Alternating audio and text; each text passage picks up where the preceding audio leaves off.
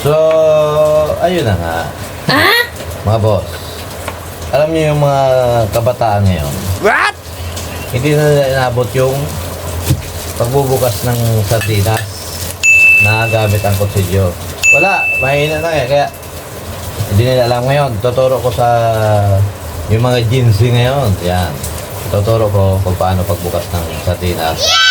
Nagamit ito. Kasi ngayon, puro na kasi ngayon, matik eh. So, naganituhin mo lang yan. Alam mo naman, dapat like kang ready. Diba? Eh, paano pag napunta ka ng bukid? Diba? O, ganito lang. Simple. Paano pag napunta ka ng bukid, eh, wala kang mabukas, di, at ang baon mo ay sardinas lang, di, hindi ka nakakain. Diba? So, ganito lang. Napakasimple. O, diba? Ayan. O. Bukas na. Napakadali lang. Bukas na.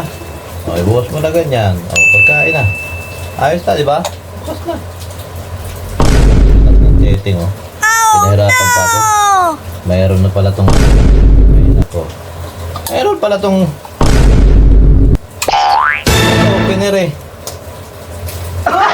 Nahirapan pa ako. Mayroon pala. Turo ko pa sa inyo eh. Bahala na kayo dyan.